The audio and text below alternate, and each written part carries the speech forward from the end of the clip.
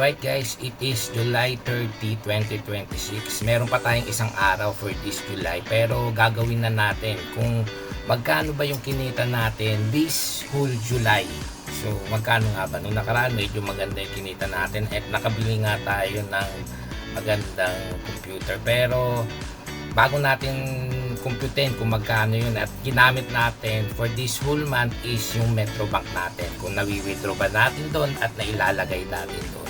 Pero by the way guys, ito may papakita ko sa inyo. Ito, yan, nakikita nyo guys, ganda diba?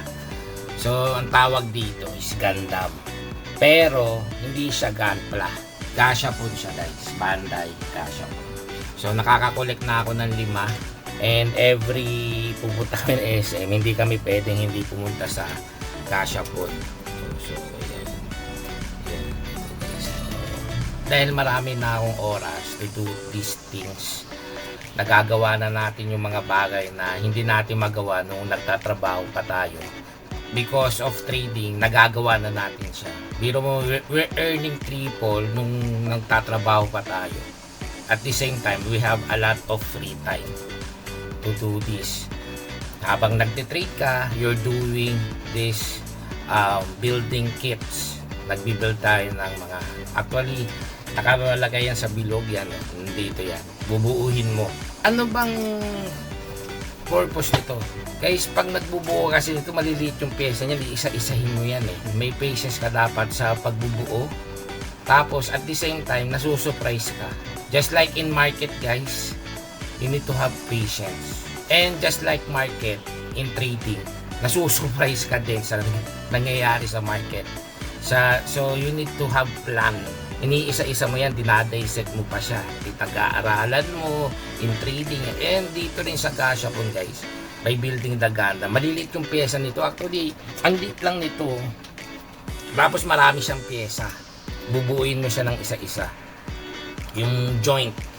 Ibahin ko kaya yung routine ko, so I need to change para hindi naman maging habitual yung nangyayari.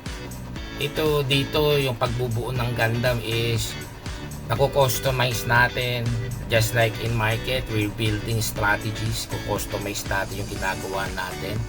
Yun, para maging creative tayo. And the same thing dito rin, magiging creative ka, collection minded. Just like this, magko-collect ka naman ito. And tuwing makikita mo to, ay binuo mo to, pag ginawa ko to, and it's worth to see na buo na siya at i-display mo sa lagayan, sa display yan. May maliit pa nga ako, ayan, sobrang liit kasi maliit lang yung stante and maliit lang yung space. That's why kinokolek ko, mga maliit lang din, pero there will be a time na lalaki din to, unti lang, sa maliit muna, then habang lumalaki din tayo yung space, lumalaki din yung ilalagay natin dito sa paligid natin. And the community sharing guys, siyempre pagmamalaki mo siya kasi pinaghirapan mo siya, so you need to share this, na nabuo mo siya. At the same thing, yung knowledge mo sa trading, you need to share it with someone else also. Dito sa larangan natin, walang nabubuhay na mag-isa, you need someone palagi, one-on-one coaching to learn more about trading. So gusto nila malaman paano ako nagtitrade, anong strategy gamit ko. So yun yung sinasabi ko doon. And sa overall naman guys, market structure lang lahat yan. Pero kung gusto nyo mag-advance, in our second session abang. So huwag kayong makalimot na mag-PM, palagi kayo mag-PM. Pero kung tapos na kayo, masaya na kayo sa unang coaching, okay na yun. Para may endorse ko naman yung skills ko sa ibang tao. Pero you're still welcome kung nakapag-session na tayo ng unang beses. Pero anyway, punta tayo sa screen. Let's see how much ba kinita natin for this whole month. So alright, pumunta tayo dito sa screen natin. So hindi makapag-screen share, pinablock ng bangko. So gagamit tayo na isa pang cellphone. Then pupunta tayo Metrobank. So nandito tayo, i-accept lang natin to. Then pag na-accept na yung terms, back ito tayong home, and ito yung pera natin yan. Pero hindi natin papansinin yan. So this is the account. So, ano ba yung titignan natin dito? Ang dami ko ng gastos guys. Siyempre may pinagagasos na tayo. Yung pumasok lang So kukumputin natin dito yung pumasok ng July. So ito yung July guys. July 1, 2026. Ito yung unang pumasok.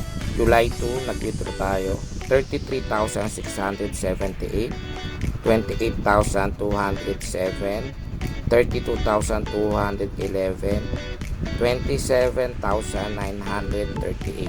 And ito yung sunod. July 20, 30,228, 30,968, 29,656, 31,102.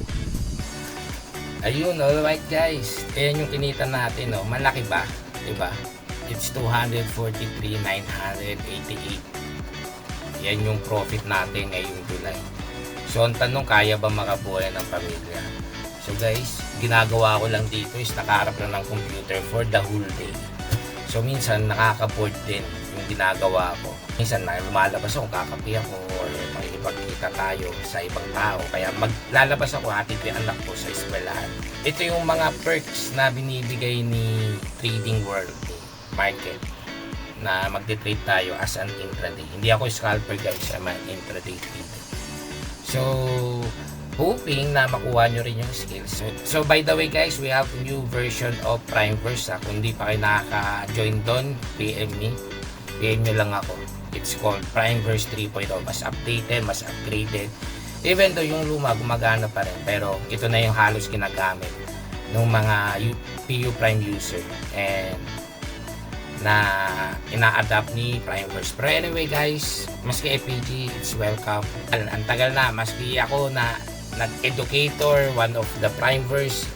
By the way, Primeverse is different with PU Prime. They just interconnected with each other. But PU Prime is a broker, Primeverse is a platform. Educational platform, social platform. So, dun tayo, parang Facebook ng mga trader. So, maganda dun. Nag-aaral ka, you can learn with other traders from whatever happen in the market. So, kung ano yung ginagawa nila sa ganung circumstance na trades. Pero anyway, let's see guys, if this, sana this, bago mag-end of the year, diba, maging credited na tayo sa Pilipinas. Kaya swerte nung mga naunang nag-sign up for the PU Prime. Actually, na-assist ko sila na mas maayos. Unless yung hindi nakapag-sign up nga, hindi naman nakapag-verify.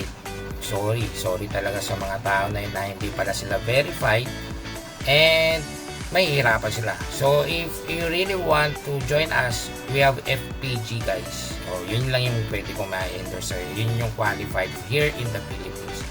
Pero anyway guys, ito yung buhay ko ngayon. Ito ang nangyayari sa buhay ko. Hindi ako umaalis ng bahay, body. Pero hindi ako nakatali. I manage my own time. I earning my everyday bread, diba? Ako, pag hindi ako gumalaw, hindi ako magkakapera. Pero maganda dito, I control how much I want to earn. Yun ba yung gusto nyo? Gusto nyo ba yung gusto nyo gaano kalaki yung kinikita nyo? And by learning here in Trading World, in our Primeverse, nakikisabay ka na matuto dito. Imposibleng hindi ka matuto. Walang magaling kagad. It builds time to learn these things, learn this craft, learn this industry. Kasi tayo dito, negosyante. Tayo yung may hawak sa gusto nating mangyari. So, tayo yung may control. Pagsipag tayo, gagaling tayo dito. Tamad pa, di tayo magkakapera dito. So, it's still up to you guys kung paano nyo gusto umusbong dito. Ang maganda lang talaga dito, you manage your own. Magagawa mo lahat. As in, maglaro ka ng computer games, mag-build ka ng to, diba? Dati di ko magawa to eh. And wala akong mindset na ganun. Pero dahil nandito na ako sa mundo na to, yung mindset ko nag-iba. So, alam ko na yung pakiramdam ng mga negosyante. Tayo yung nag-i-invest sa market. Tinitingnan natin ang chart, kung anong ginagawa, and aagos lang tayo. Susunod lang tayo sa agos. Hindi tayo mag-a-against doon. That's it. Ganun lang ang gawain dito. Pero ang tanong, kailan tayo magbabay at kailan tayo mag-sell? by looking on the news and by watching the chart. Yun lang. Ganun lang ba kadali? Actually, pag nandito ka na sa sitwasyon na to, madali na siya. Pero kayong mga bago, yung magsisimula, at yung mga nagwa-wonder kung ba ito gumagana, kung paano ba nagkakapera dito, mahirap guys. There's no, sabi ko nga, walang madali sa umpisa. Lahat mahirap. So anyway, hanggang dito na lang and that's it. Pero ito yung may ibibigay ko sa inyo opportunity. So, if you really want to learn this, message me guys. And I'm going to help you how to grow, how to manage, and how to make profit in this industry. Hanggang dito na lang guys. Bye-bye.